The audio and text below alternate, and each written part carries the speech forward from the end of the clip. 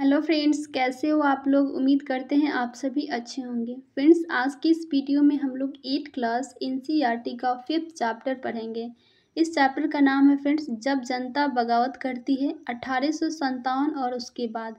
Friends, इस chapter में मुख्य रूप से हम लोग को 1857 के क्रांति उसके परिणाम के बारे में पढ़ना है। तो चलिए फ्रेंड्स शुरू करते हैं। नीतियाँ और लोग। पिछले अध्यायों में आपने ईस्ट इंडिया कंपनी की नीतियों और जनता पर उनके प्रभावों के बारे में पढ़ा। इन नीतियों से राजाओं, रानियों, किसानों, जमींदारों, आदिवासियों, सिपाहियों सब पर तरह तरह के असर पड़ा। आप यह भी देख चुके हैं कि जो नीतियाँ और कार्रवाइयाँ जनता के हित में नहीं होती है या जो उनकी भावनाओं को ठेस पहुँचाती है, उनका लोग किस तरह से विरोध करते हैं। नवाबों की छिनती सत्ता। 18वीं सदी के मध्य से ही राजाओं और नवाबों की ताकत छिनने लगी थी। उनको सत्ता और सम्मान दोनों खत्म होते जा रहे थे। बहुत सारे दरबारों में रेजिडेंट तैनात कर दिए गए थे। स्थानीय शासकों की स्वतंत्रता घटती जा रही थी। उनकी सेनाओं को भंग कर दिया गया था। उनके राजस्व वसूली के अधिकार व इलाके एक एक करके छीनते जा रहे थे। बहुत सारे स्थानीय शासकों ने अपने हितों की रक्षा के लिए कंपनी के साथ बातचीत भी की। उदाहरण के लिए झांसी की रानी लक्ष्मीबाई चाहती थी कि कंपनी उनके पति की मृत्यु के बाद उनके गोद लिए बेटे को राजा मान ले। पेशवा बाजीराव द्वितीय के दत्तक पुत्र नाना साहेब ने भी कंपनी से आग्रह किया कि उनके पिता को जो पेंशन मिलती थी वह मृत्यु के बाद उन्हें मिलने लगे। अपनी श्रेष्ठता और सैनिक ताकत के नशे में चूर कंपनी ने इन निवेदनों को ठुकरा दिया। अवध की रियासत अंग्रेजों के कब्जों में जाने वाली आखिरी रियासतों में से थी। 1801 में अवध पर एक सहायक संधि थोप दी गई और 1856 में अंग्रेजों ने उसे अपने कब्जे में ले लिया। गवर्नर जनरल डलहौजी ने ऐलान कर दिया कि रियासत का शासन ठीक से नहीं चलाया जा रहा है, इसलिए शासन को दुरुस्त करने के लिए ब्रिटिश प्रभुत्व जरूरी है। कंपनी ने मुगलों के शासन को खत्म करने की भी पूरी योजना बना ली थी। कंपनी द्वारा जारी किए गए सिक्कों पर से मुगल बादशाह का नाम हटा लिया गया। 1849 में गवर्नर जनरल डलहौजी ने ऐलान किया कि बहादुर शाह जफर की मृत्यु के बाद बादशाह के परिवार का लाल किले से निकालकर उसे दिल्ली में कहीं और बसाया जाएगा। 1856 में गवर्नर जनरल कैनिंग ने यह फैसला किया कि बहादुर शाह जफर आखिरी मुगल बादशाह होंगे। उनकी मृत्यु के बाद उनके किसी भी वंशज को बादशाह नहीं माना जाएगा, उन्हें केवल राजकुमारों के रूप में मान्यता दी जाएगी। किसान और सिपाही।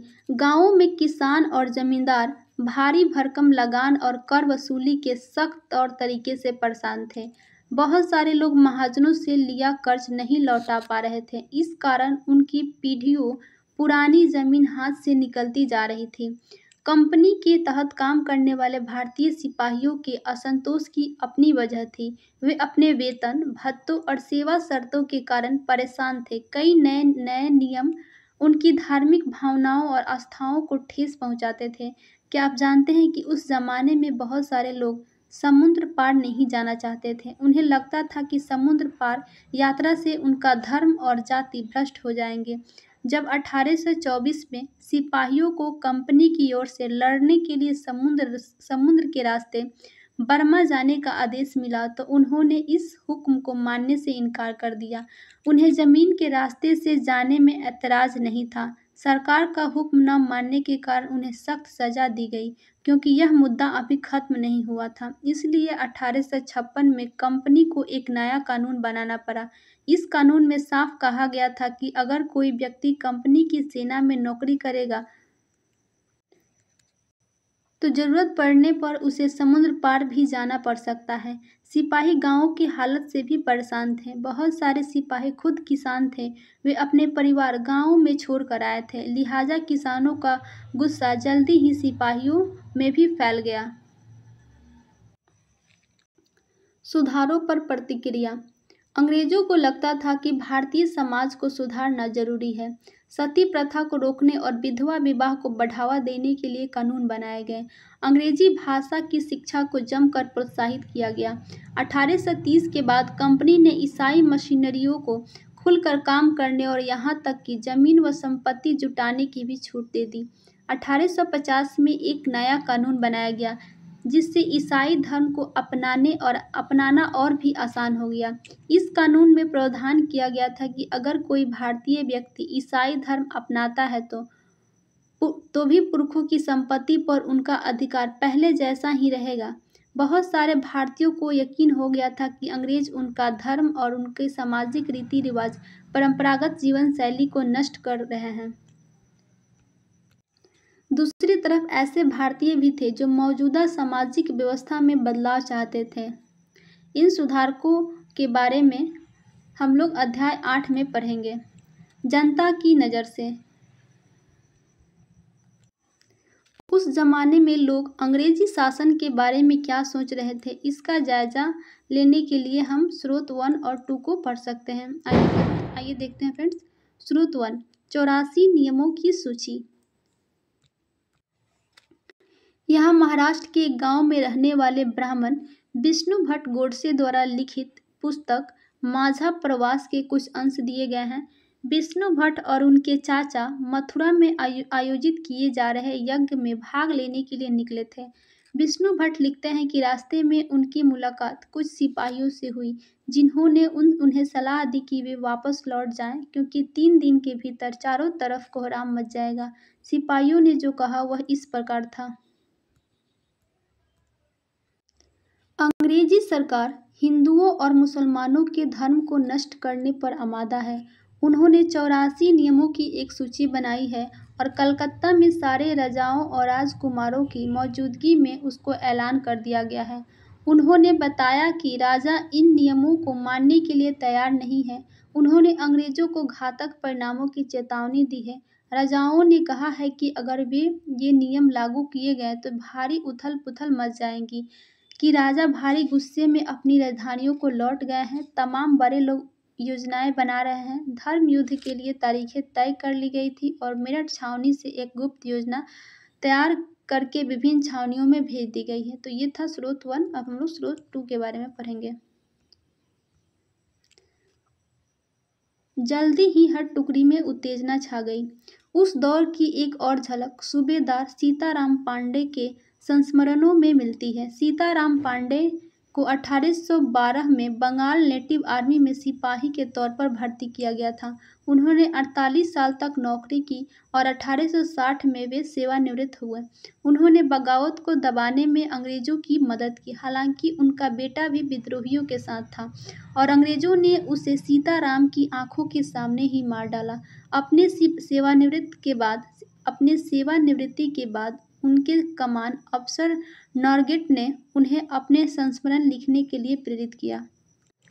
सीताराम ने 1861 में अवधी भाषा में अपने संस्मरण लिखे जिनका नॉरगेट ने अंग्रेजी में अनुवाद किया और फ्रॉम सिपाही टू सूबेदार नाम से उसे प्रकाशित करवाया। सीताराम पांडे के संस्मरणों का एक अंश। मेरा मानना है कि अवध पर हुए कब्जे से सिपाहियों के भीतर गहरा अविश्वास भर गया था और वे सरकार के खिलाफ साजिशें रचने लगे थे। अवध के नवाब और दिल्ली बादशाह के नुमाइंदों को सेना की नब्ज जानने के लिए पूरे भारत में भेज दिया गया। उन्होंने सिपाहियों की भावनाओं को और हवा दी। उन्होंने सिपाहियों को बताया कि विदेशियों ने बादशाह के साथ कितना बड़ा धोखा किया है। उन्होंने 1000 झूठ गढ़ डाले और सिपाहियों को अपने मालिकों अंग्रेजों के खिलाफ बगावत करने के लिए उकसाया ताकि दिल्ली में बादशाह को दोबारा गद्दी पर बिठाया जा सके। उनकी दलील थी कि अगर सिपाही मिलकर काम करें और इन सुझावों पर अमल करें तो सेना ऐसा कर सकती है। संयोग से इसी समय सरकार ने हर एक रेजिमेंट के कुछ इलाकों को नई राइफल के इस्तेमाल का तरीका बताने के लिए अलग अलग छावनियों में भेजा। इन लोगों ने कुछ समय तक सिपाहियों को प्रशिक्षण दिया। इसी दौरान ना जाने कहां से यह खबर फैल गई कि राइफलों में इस्तेमाल होने वाले कारतूसों पर गाय और सूअर की चर्बी का लेप चढ़ाया गया है। हमारी रेजिमेंट के लोग दूसरे लोगों को लिखकर यह खबर भेजने लगे और जल्दी ही हर एक रेजिमेंट में उत्तेजना का माहौल बन गया। कुछ लोगों ने कहा कि उनकी 40 साल की नौकरी में सरकार ने उनके मजहब को चोट पहुंचाने के लिए कभी कुछ नहीं किया था, लेकिन जैसा कि मैंने पहले ही जिक्र किया, अवध पर कब्जे के कारण सिपाही पहले ही गुस्से में थे। स्वार्थी लोगों ने फौरन यह कहानी गढ़ दी कि अंग्रेज तो सबको ईसाई बनाना चाहते हैं, इसलिए उन्होंने ऐसा किया। कारतूस तैयार किए हैं ताकि उन्हें इस्तेमाल करने से मुसलमान और हिंदू दोनों ही भ्रष्ट हो जाएं।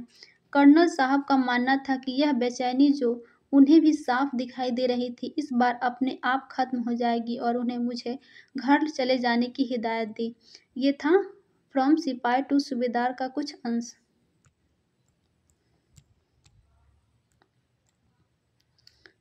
सैनिक विद्रोह जन विद्रोह बन गया।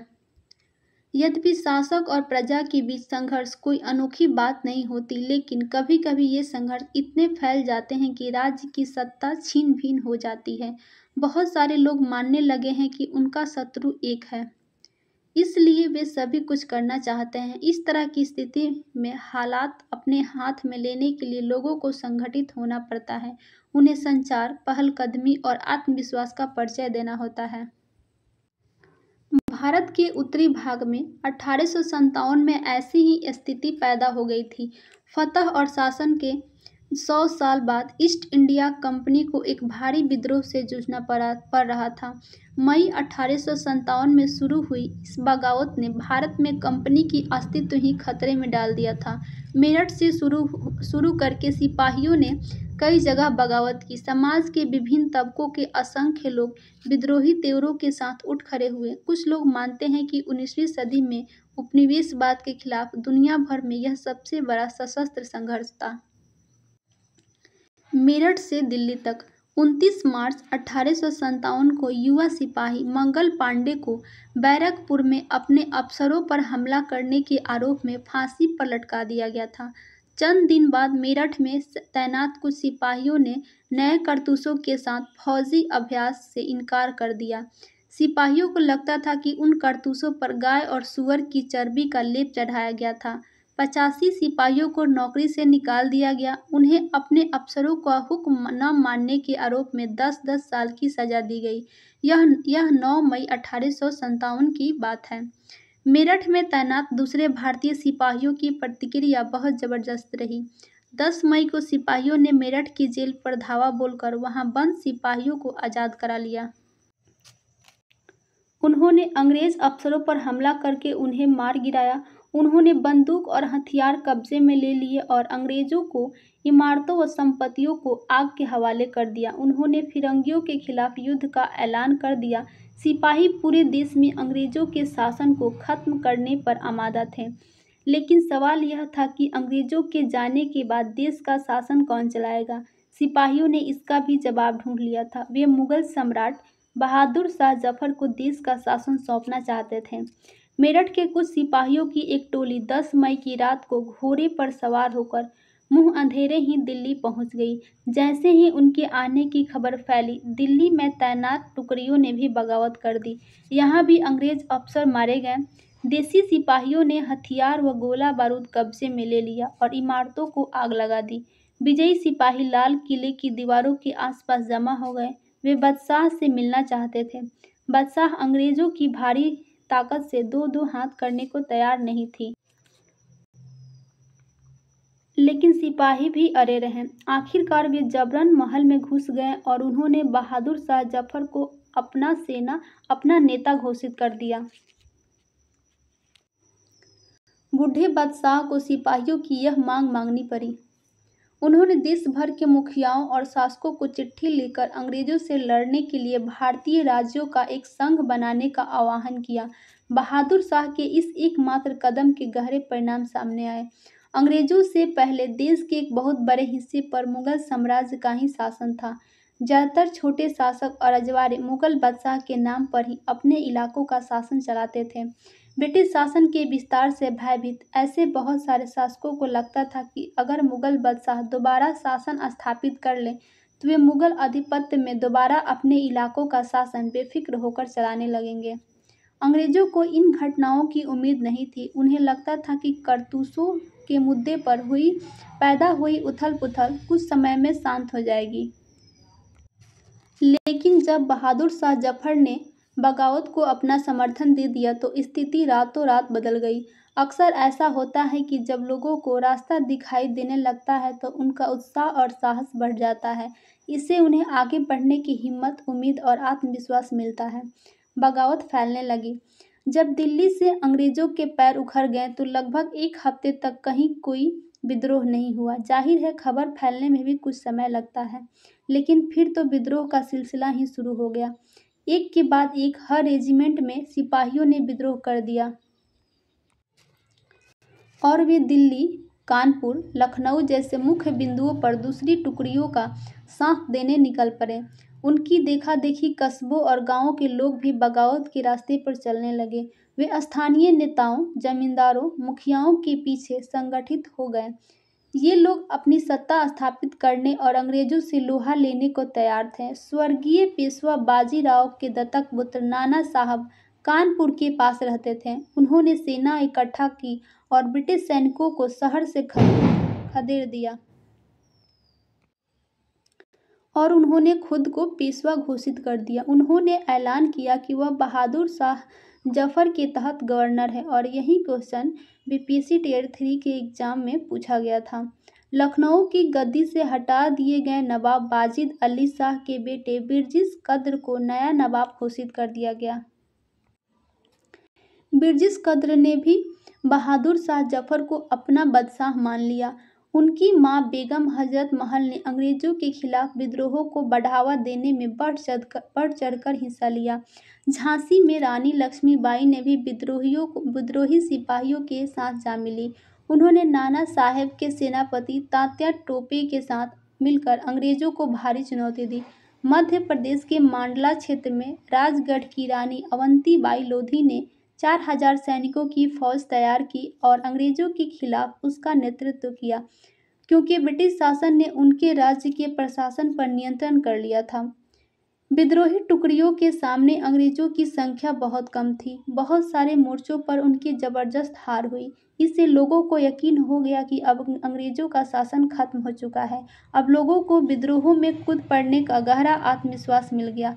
खास तौर से अवध के इलाकों में चौतरफा बगावत की स्थिति थी। 6 अगस्त 1857 में लेफ्टिनेंट कर्नल टाइटलर ने अपने कमांडर इन चीफ को टेलीग्राम भेजा जिसमें उन्होंने अंग्रेजों के भय को व्यक्त किया था।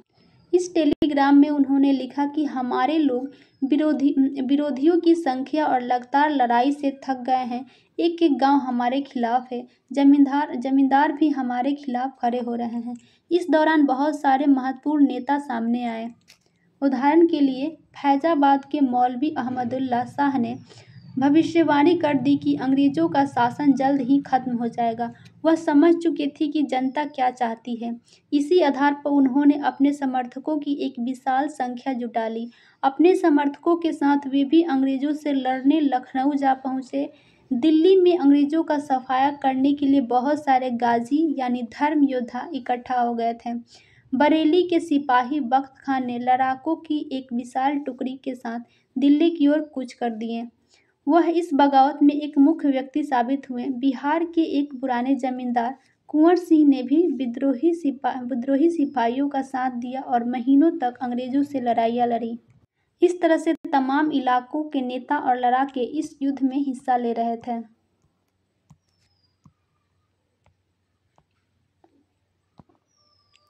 कंपनी का पलटवार। इस उथल-पुथल के बावजूद अंग्रेजों ने हिम्मत नहीं छोड़ी। कंपनी ने अपनी पूरी ताकत लगाकर विद्रोह को कुचलने का फैसला लिया। उन्होंने इंग्लैंड से और फौजी मंगवाए, विद्रोहियों को जल्दी सजा देने के लिए नए कानून बनाए और विद्रोह के मुख्य केंद्रों पर धावा बोल दिया। सितंबर 1857 में दिल्ली दोबारा अंग्रेजों के कब्जा में आ गया। अंतिम मुगल बादशाह बहादुर शाह जफर पर मुकदमा चलाया गया और उन्हें आजीवन कारावास की सजा दी गई। उनके बेटे को उनकी आंखों के सामने गोली मार दी गई। बहादुर शाह और उनकी पत्नी बेगम जीनत महल को अक्टूबर 1858 में रंगून जेल में भेज दिया गया था, जहां पर बहादुर शाह जफर की 1862 ईस्वी में मृत्यु हो गई। दिल्ली पर अंग्रेजों का कब्जा होने का मतलब यह नहीं था कि विद्रोह खत्म हो चुका था। इसके बाद भी लोग अंग्रेजों से टक्कर लेते रहे। व्यापक बगावत की विशाल ताकत को कुचलने के लिए अंग्रेजों को अगले 2 साल तक लड़ाइयाँ लड़नी पड़ी। मार्च 1858 में लखनऊ अंग्रेजों के कब्जे में चला गया। जून 1858 में रानी लक्ष्मीबाई की शिकस्त हुई और उन्हें मार दिया गया।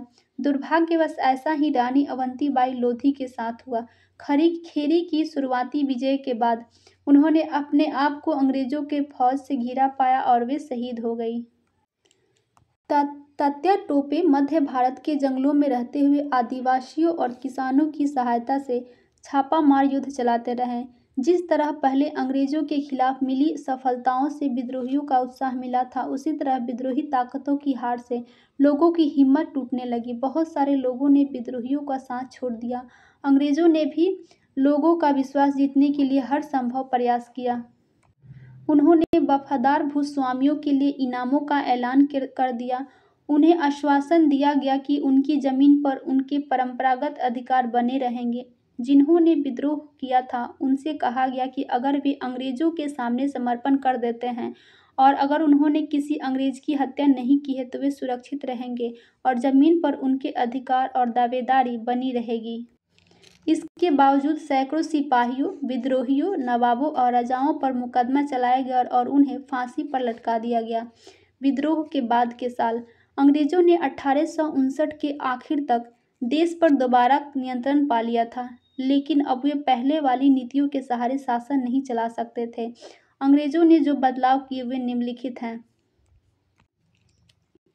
ब्रिटिश संसद ने 1858 में एक नया कानून पारित किया और ईस्ट इंडिया कंपनी के सारे अधिकार ब्रिटिश साम्राज्य के हाथ में सौंप दिए गए ताकि भारतीय मामलों को ज़्यादा बेहतर ढंग से संभाला जा सके। ब्रिटिश मंत्रिमंडल के एक सदस्य को भारत मंत्री के रूप में नियुक्त किया गया। उसे भारत के शासन से संबंधित मामलों को संभालने का जिम्मा सौंपा गया। उसे सलाह देने के लिए एक परिषद का गठन किया गया जिसे इंडिया काउंसिल कहा जाता था। भारत के गवर्नर जनरल को वायसराय का ओहदा दिया गया। इस प्रकार उसे इंग्लैंड के रानी या राजा का निजी प्रतिनिधि घोषित कर दिया गया। फलस्वरूप अंग्रेज सरकार ने भारत के शासन की जिम्मेदारी सीधे अपने हाथों में ले ली। दूसरा, देश के सभी शासकों को भरोसा दिया गया कि भविष्य में कभी भी उनके भू क्षेत्र पर कब्जा नहीं किया जाएगा। उन्हें अपनी रियासत अपने वंशजों यहाँ तक कि दत्तक पुत्रों को सौंपने की छूट दे दी गई, लेकिन उन्हें इस बात के लिए प्रेरित किया गया कि वे ब्रिटेन की रानी को अपना अधिपति स्वीकार करें।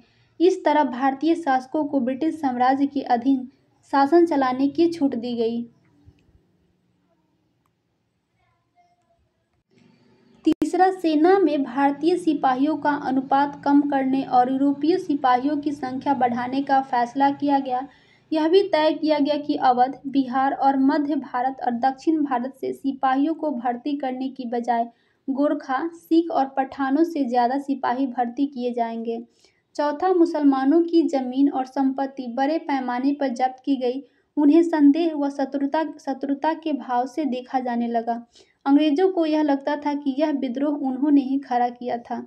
पांचवा, अंग्रेजों ने यह फैसला किया कि वे भारत के लोगों के धर्म और सामाजिक रीति रिवाजों का सम्मान करेंगे। छठा, भूस्वामियों और जमींदारों की रक्षा करने तथा जमीन पर उनके अधिकारों को स्थायित्व देने के लिए नीतियां बनाई। इस प्रकार 1857 के बाद इतिहास का एक नया चरण शुरू होता है। खुर्दा संग्राम एक केस स्टडी। 1857 की घटना से पहले उसी प्रकार की एक घटना 1817 में खुर्दा नामक स्थान पर घटित हुई थी। हमारे लिए उस घटना का अध्ययन करना और इस बात पर विचार करना भी शिक्षाप्रद होगा कि कैसे अंग्रेजों की औपनिवेशिक नीतियों के खिलाफ 19वीं सदी की शुरुआत से ही देश के विभिन्न हिस्सों में असंतोष निर्मित होने लगा था। खुर्दा, जो कि ओडिशा के दक्षिण पूर्वी भाग में स्थित एक छोटा सा राज्य था, वह 19वीं शताब्दी के शुरुआत में 105 गढ़ों, जिनमें 60 बड़े और 1109 छोटे गांव शामिल थे, एक जनबहुल उपजाऊ क्षेत्र था। इसके शासक राजा वीरकिशोर देव को स्व अधिकृत 4 परगनाओं का तथा जगन्नाथ मंदिर के संचालन अधिकार समेत 14 गढ़ जातों के प्रशासनिक उत्तरदायित्व को पूर्व में दबाव में आकर मराठाओं को सौंप दिया गया था। उनके पुत्र तथा उत्तराधिकारी मुकुंददेव द्वितीय इस दुर्दशा से विचलित थे। अतः अंग्रेजों और मराठों के बीच जारी संघर्ष में अपने लिए एक मौका देखते हुए उन्होंने अपने खोए हुए क्षेत्रों तथा जगन्नाथ मंदिर की देखरेख से संबंधित अधिकारों की पुनः प्राप्ति हेतु अंग्रेजों के साथ सलाह मशविरा शुरू कर दिया था। परंतु 1803 में ओडिशा को अपने कब्जे में लेने के बाद अंग्रेजों ने उन्हें इन दोनों मुद्दों में से किसी पर भी सकारात्मक कार्यवाही करने की दिशा में कोई रुचि नहीं दिखाई। परिणामतः ओडिशा के दूसरे सामंत राजाओं के साथ मिलकर तथा मराठाओं के गुप्त समर्थन से उन्होंने जबरन अपने अधिकारों को लागू करने का प्रयास किया। इसकी वजह से उन्हें अपने पद से विस्थापित होना पड़ा था तथा अंग्रेजों ने उनके राज्य को अपने में मिला लिया था, संतावना के रूप में एक नियमित अनुदान के साथ, जो कि उनकी पूर्व भूसंपत्ति के राजस्व का मात्र एक दशमांश था। अंग्रेजों ने उन्हें जगन्नाथ मंदिर की देखरेख का दायित्व दिया तथा उनको निवासपुरी में निश्चित कर दिया। इस अनैतिक व्यवस्था से ओडिशा में दमनकारी विदेशी शासन के एक ऐसे युग का प्रारंभ हुआ जिसने 1817 में एक गंभीर सशस्त्र संग्राम का मार्ग प्रशस्त किया। खुर्दा को अपने अधीन करने के तुरंत बाद अंग्रेजों ने राजस्व निवृत्त जमीन पर कर लगाने की नीति अपनाई। इसमें राज्य के पूर्व सैनिक वर्ग, जिन्हें पाइक के नाम से जाना जाता था, उनका जीवन बुरी तरह से प्रभावित हुआ। इस नीति के भयावहता राजस्व को मार्ग में अनुचित वृद्धि और इस संग्रह के दमनकारी तरीकों से और बढ़ गई। इस कार्यवाही के फलस्वरूप 1805 और 1817 के बीच खुर्दा से बड़े पैमाने पर लोग जमीन छोड़कर चले गए। फिर भी अंग्रेजों ने अस्थायी बंदोबस्त के तहत राजस्व भुगतान की नीति को चालू रखा, जिसमें जमीन की उपजाऊ क्षमता तथा रैयतों की भुगतान की क्षमता की अनदेखी करते हुए हर वर्ष राजस्व की मांगों में वृद्धि कर दी गई। यहाँ तक कि प्राकृतिक आपदाओं के समय में भी कोई उदारता दिखाई नहीं दी, जबकि ओडिशा में ऐसे आपदाएं अक्सर आती रहती है। बकायेदारों की जमीन को षड्यंत्रकारी राजस्व अधिकारियों या फिर बंगाल के सट्टेबाजों को बेच दिया गया। खुर्दा के विस्थापित राजा का वंशानुगत सेनानायक जगबंधु विद्याधर महापात्र भ्रमणवर राय, जिन्हें लोग बक्सी जगबंधु के नाम से जानते थे, वह ऐसे बेदखल हुए जमींदारों में से एक थे। व्यवहारिक रूप से वे एक भिखारी बन गए थे। अपने तथा अपने जैसे जमीन से बेदखल हुए लोगों की ओर से संघर्ष करने का निश्चय करने से पूर्व प्राय 2 साल तक उन्होंने खुर्दा के लोगों के स्वैच्छिक दान से अपना गुजारा किया था। बीते हुए वर्ष के साथ जो तकलीफें इन शिकायतों के साथ जुड़ गई थी, वे थी अंग्रेजों द्वारा इस क्षेत्र में चांदी के सिक्के का प्रचलन, इस नई मुद्रा में राजस्व के भुगतान पर जोर देना, खाद्य सामग्री की कीमतों में अभूतपूर्व वृद्धि तथा नमक की आपूर्ति में कमी, जो कि कंपनी की एकाधिकार नीति के चलते लगभग दुर्लभ हो गया था और जिसके कारण ओडिशा के पारंपरिक रूप से नमक बनाने वाले इस काम से वंचित हो गए थे। स्थानीय जमींदारों की कलकत्ता में नीलामी, जिसके कारण ओडिशा में बंगाल के अनुपस्थित जमींदारों का आगमन हुआ। इसके अतिरिक्त असंवेदनशील तथा भ्रष्ट पुलिस प्रशासनिक व्यवस्था ने भी स्थिति को और भी दुष्कर बना दिया, जिसके चलते होने वाले सशस्त्र संग्राम ने और भयावह आकार धारण कर लिया। 29 मार्च 1817 को इस संग्राम की शुरुआत तब हो गई जब पाइकों ने बानपुर में स्थित पुलिस चौकी और अन्य सरकारी संस्थानों पर हमला कर दिया और 100 से अधिक लोगों की हत्या करने के साथ साथ सरकारी खजानों में से एक बड़ी रकम लेकर चले गए। शीघ्र ही खुर्दा को केंद्र करते हुए इस घटना की लहर अलग अलग दिशाओं में फैल गई। उत्साह से भरपूर जमींदार और रैयत पाइकों के साथ मिल गए। जो उनके साथ नहीं मिले उन्हें प्रताड़ित किया गया। एक कर मत दो अभियान भी शुरुआत किया गया। अंग्रेजों ने पाइकों को उनके जमे हुए स्थान से हटाने की कोशिश की, परंतु असफल रहे। 14 अप्रैल 1817 को बक्सी जगबंधु ने 5 से 10 हजार पाइकों और कंथ जनजाति के योद्धाओं की अगवाई कर पुरी पर कब्जा कर लिया। मुकुंददेव को उनकी झिझक के बावजूद राजा घोषित कर दिया गया। जगन्नाथ मंदिर के पुजारियों ने भी पाइकों को अपना भरपूर समर्थन प्रदान कर दिया। स्थिति को अपने हाथ से निकलते हुए देख अंग्रेजों ने मार्शल लॉ लागू कर दिया। जल्द ही घोषित राजा पकड़े गए और उन्हें उनके पुत्र सहित कटक में कारावास दे दिया गया। बख्शी ने अपने करीबी सहयोगी कृष्णचंद्र भ्रमरवर राय के साथ मिलकर कटक और खुर्दा के बीच यातायात के सारे माध्यमों को काटने का प्रयास किया। इसके साथ साथ संघर्ष ओडिशा के दक्षिण और उत्तर पश्चिमी हिस्सों में फैल गया। परिणाम स्वरूप अंग्रेजों ने मेजर जनरल मार्टिनडल को पाइकों के चंगुल से पूरे क्षेत्र को मुक्त कराने के लिए भेजा। बख्शी, जगबंधु और उनके साथियों को पकड़वाने के लिए पुरस्कार की घोषणा की गई। इस प्रकार जो सामरिक कार्रवाई चली उनमें सैकड़ों पाइक मारे गए, कई घने जंगलों में चले गए और अन्य सामूहिक क्षमा योजना के तहत अपने घर लौट आए। इस तरह से अंग्रेजों ने मई 1817 तक खुर्दा के संग्राम को लगभग काबू कर लिया। परंतु खुर्दा के बाहरी क्षेत्रों में बख्शी, जगबंधु ने कुजंग के राजा जैसे सहयोगी की मदद से और पाइकों के उनके प्रति अटूट निष्ठा के कारण इस संघर्ष को मई 1825 तक जारी रखा, जब उन्होंने अंग्रेजों के सामने आत्मसमर्पण कर दिया। इसके उपरांत अंग्रेजों ने खुर्दा के लोगों के प्रति अपनी ओर से दयालु, अनुग्रहित और सहनशील नीति अपनाई। पुलिस और न्यायिक व्यवस्था में आवश्यक सुधार किया। नमक की कीमतों में कमी की गई। जिन राजस्व अधिकारियों को भ्रष्ट पाया गया उन्हें कार्य से निष्कासित कर दिया गया और बेदखल जमींदारों को अपनी जमीन लौटा दी गई। दिवंगत खुर्दा के राजा के पुत्र रामचंद्र देव को स्वतंत्र कर पुरी जाने दिया गया और 26,000 रुपये के अनुदान के साथ उन्हें जगन्नाथ मंदिर की देखरेख का दायित्व सौंप दिया गया। संक्षेप में, यह ओडिशा में अंग्रेजों के विरुद्ध पहला लोकप्रिय सशस्त्र संघर्ष था जिसका उस क्षेत्र में ब्रिटिश शासन पर दूरगामी प्रभाव पड़ा। अतः इन्हें मात्र पाइका विद्रोह कहना, इसे कमतर आंकना होगा।